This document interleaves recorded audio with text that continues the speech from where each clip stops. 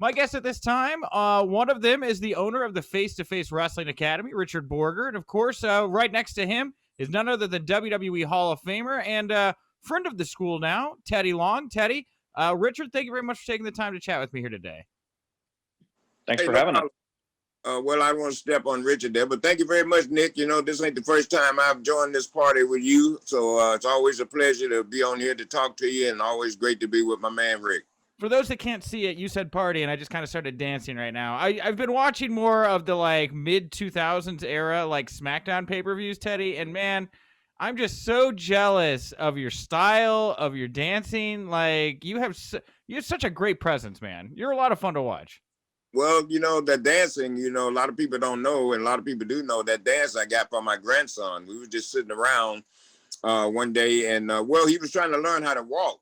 And we put him in this walker, and every time we put him in there, he just go to bopping up and down, you know. And so I did it on TV one day, but I was thinking about him. I was just doing it for him because you could tape Smackdown, and then I'd come back home and I'd show him. I said, look, I'm doing your dance. And one day I got ready to walk out to go do something, and Vince looked at me and says, hey, God damn it, do that dance.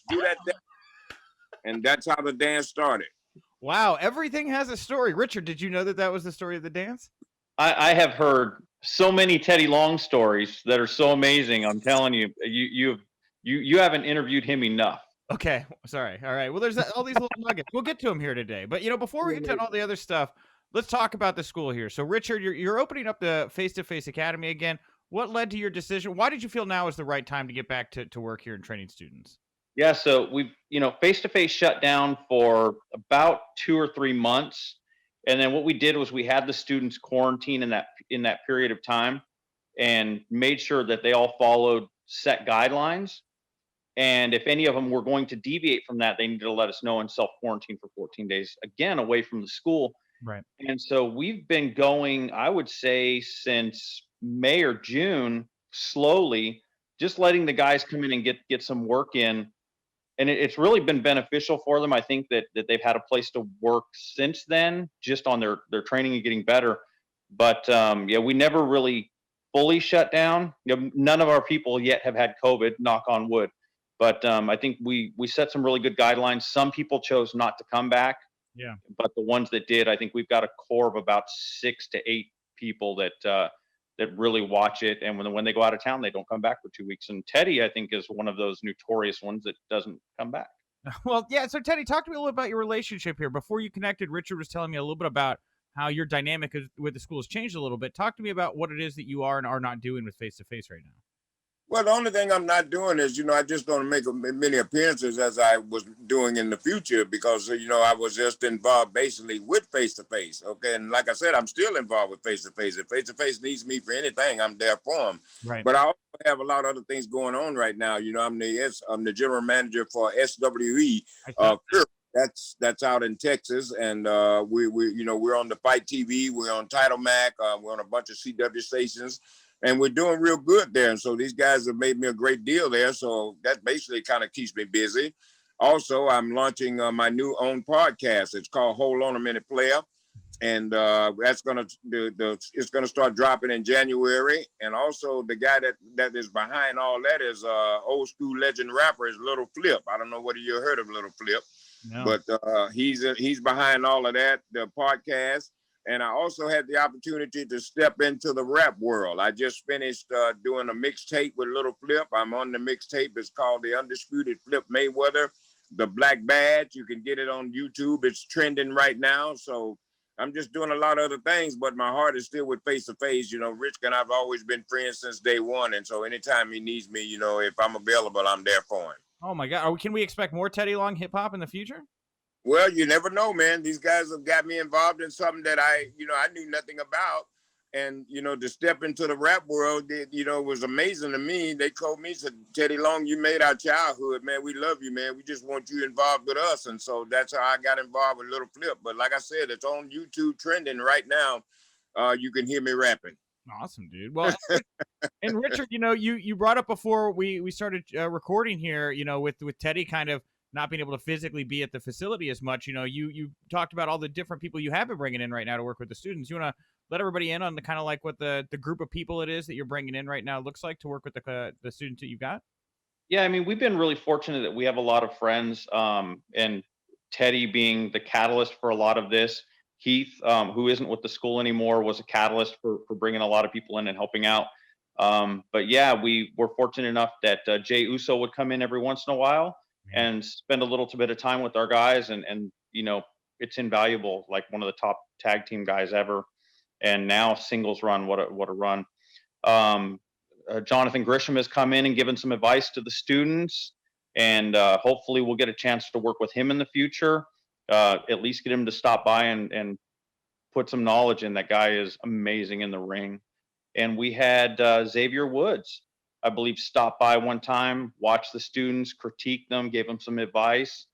So yeah, it's really great. And we're fortunate enough that when Xavier was there, I actually shot a video I haven't put out yet, where he went ahead and plugged our head trainer. He's like, this is the guy that taught me how to do less with more, basically get in the ring and be a character, and truly how to get out there and do a 10-minute match with 8 minutes of nothing. Yeah. So it's one of those amazing things, and you just can't give those times up. I would much rather have the students have people like that come in and drop some knowledge on them periodically than anything else. It's invaluable time. Yeah, and well, Jey Uso, man, like you say, what a run he's on right now, and like over on SmackDown too. And Teddy, that's your backyard. Like you're synonymous with SmackDown. What's it like for you? Because there's a pretty big difference in my opinion right now. I feel like SmackDown, and a lot of fans, I feel like this right now. I feel like SmackDown creatively is excelling right now, and Raw's kind of struggling to keep up to where SmackDown's going at the moment. Well, I get a chance to watch it not as often, as I should, or maybe as often as I could, because I'm involved in a lot of other things, and basically, my concentration is on SWE. Right. But SmackDown is certainly accelerating. I did hear that this past week they had one that did the highest rating of all time there on SmackDown. 3.3. Yeah, man, that's a big number. Yes, sir, and that's very good, man. So my I love SmackDown, and then WWE. That'll always be my home. You know what I mean? I'm loyal to Vince. He's always took care of me. So only thing I can tell SmackDown to do is to keep on pushing, and anything that Teddy Long can do for SmackDown, then Teddy Long will be available. Okay. Well, what about Raw? Are you going to be at Legends Night coming up here? I heard a little rumor you may be there or not. Well, that's a rumor I got too. So basically, I think I will be there. Don't know what I'm doing, but don't mind. Not if I ain't doing nothing, don't bother me. Just to be a part of it is enough. I'd say it's a long shot that we're going to see you have somebody go one-on-one with the Undertaker. It seems like that time is past. Yes. Well, you never know. It might go one-on-one with Nick Hausman. No way, no. That's gonna be a one-sided ass kicking. I don't think there's anybody on that roster that I could even go toe-to-toe with. Okay. Well, Richard, outside of WWE, obviously you guys had a big name pop up in AEW here. Jade Cargill has trained with Face to Face Academy, correct?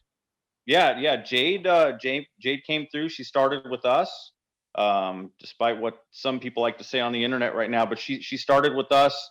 We started training her with the assumption of she was going to go to WWE, and AEW jumped in, and I mean, the rest is history. But Jade's an amazing person. I think that when you guys get a chance to sit down with her, highly intelligent, very calculated. Yeah, you're gonna love it. I mean, she's just an amazing person, and her story when it all comes through is going to be one that I think a lot of people are going to be interested to hear. So what happened? So you say you were training her with the intention of WWE. Was there already a line of communication set up there? Yeah. So she contacts. A funny thing, she calls us and says, "Hey, Mark Henry from WWE told me that to contact you guys about coming to train." And I said, "Oh, this is BS." Teddy's sitting right next to me. I said, "Teddy, call Mark." Let's see, because we get people that name drop all the time, usually trying to train for free. And so he calls Mark, and Mark tells him, "No, it's legit." He's like, she's awesome. So she was a D1 athlete before that. So then she comes in and starts training with us, and oh man, she's just a beast. Solid 8-pack, just a genetic beast. And like I said, great personality, has her degree in child psychology, and I mean, just one of the nicest people you could ever meet. Well, and Teddy, what do you think? I mean, she got put right into a pretty big spotlight here. You know, she's doing stuff with Cody and Brandy and Shaquille O'Neal, it would seem, over on AEW. You think she's ready for this kind of platform right now, this early in her career? Well, the way professional wrestling works, is she has to be ready or not. They ain't got time. They're not going to wait on you. But if they didn't see good potential in her and they didn't see where she was ready, I don't think they would ever put her in that spot. So congratulations to her. And I'm telling you, man, like Rick said, she's a beast in the ring. She looks great, and she's going to do real good for AEW. I guarantee you that. Yeah, for sure. And I mean, Rich, what do you think of AEW's women's division? I mean, she has, in my opinion, the potential to really kind of take ownership of this thing, because a lot of people haven't really been able to lock in on what they make of this division quite yet. Oh, yeah, I don't want to get started on the AEW women's division, but they need help. I mean, hopefully some changes are made, and creative gets on board with really pushing the women. They've got some talented women up there. They really do. I just think that it's being booked wrong, and I really hope that they don't book people into a corner. I think that Brandy being pregnant and getting a chance to step back with whatever her role is going to be, I'm not sure yet, but I think that that's going to give the other women a chance to shine a little bit more, because I think Brandy's been a lot of the spotlight, for the women, and has taken up a little bit of airtime that she didn't necessarily need, that could have been fed to some other people. So I'm hoping that with that, some of these other women get some TV time and really get to show what they can do, because they've got some amazing women on that roster, and they just need the time. Yeah, agreed. Well, one of the other names you brought up earlier as well was Xavier Woods. Woods obviously went out of his way last night, like a lot of wrestlers did, to really put over, his friend Brodie Lee. I just kind of wanted to open up to you guys. Obviously, everybody's talking about Brodie right now. I don't know if either of you had any relationship with him or wanted to give any thoughts on, how it affected you to hear about his passing so suddenly this past Saturday. Well, I never did. I got a chance to meet him right before I left WWE, but never had a good, good relationship, or where we always, sit down and talk or anything like that. But the time that I did have that spent with him, he was such a super nice guy. What a nice guy. And the thing is like this, it ain't just about Brodie Lee. It's about any of our, superstars, anybody that loses their life. We go back to Chad Gasper. He was another guy that unfortunately to lose his life. So, like I said, anybody that has been a part of professional wrestling or any part of our sport that loses his life like that, it's a real tragic accident. And my prayers and my family and everybody, we're praying for his family. And we just unfortunately something like this has to happen, but this is in God's hands, so there's nothing we can do about it. And just all we can say is just continue to pray for his family and hope that God continues to bless them. Yeah, absolutely. Richard, any thoughts? Yeah, I mean, I only met him in passing once backstage at WWE. Really nice guy, really friendly, said hi to everybody, which is more than you would expect from some of the guys when they have such little time. But yeah, just a great guy, and everything I hear from everybody in the industry is he was just amazing, and it's really a tragic loss for the industry. So we'll come back to it here. Teddy's gone. We wish him well, and if he comes back, we'll wrap up with him. But if not, we got Richard here right now. So Richard, let's go back to the beginning here. The school's open. So what have you learned in this process, man? Like how has it been for you having to keep this school open? Is there anything you'll take away from this experience that you'll apply to time after the pandemic is over and things like that? I mean, it's in this industry, it's really rough because we're so reliant on being close, touching, physical interaction. Yeah. And so the only thing I can say is it's going to be a massive learning curve for everybody. I know that there are a number of schools that were open, and some of them were thriving, even more than us. I know that Cody Rhodes and QT Marshall's place had 4 or 5 rings up right now, and they're going almost all the time. I don't see how they're training AEW talent in that facility along with all of the students that they have and keeping them safe. So, but somehow COVID hasn't run through that anybody knows of through there. But I mean, there are schools out there that are still going full bore and have the entire time.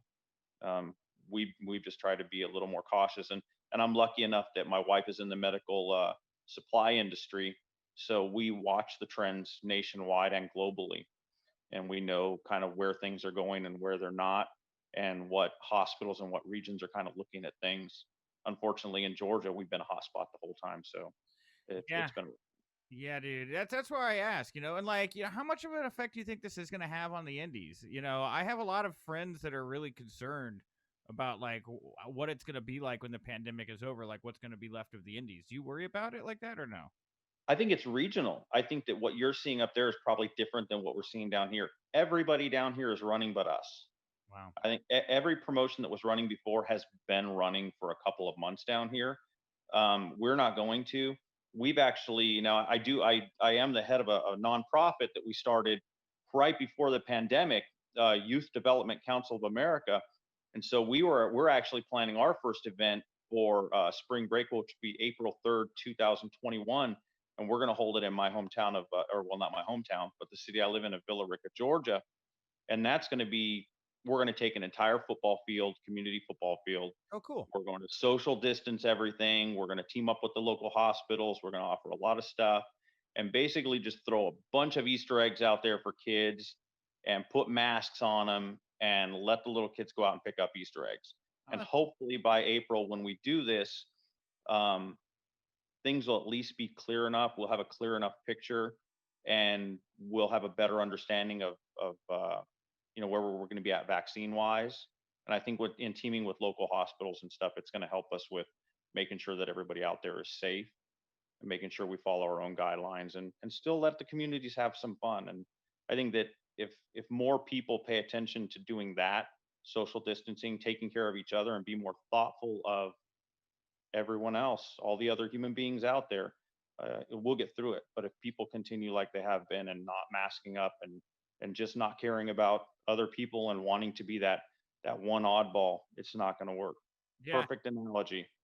I was watching something the other day, real quick. I know you're going to wrap up. No. I'm just agreeing with you. Yeah. We did. I heard something the other day about in the 80s, they used to tell us we had to wear seatbelts. And everybody said, "You're not going to make me wear a seatbelt. Oh, you can't make me. I'm not going to do it. It's stupid."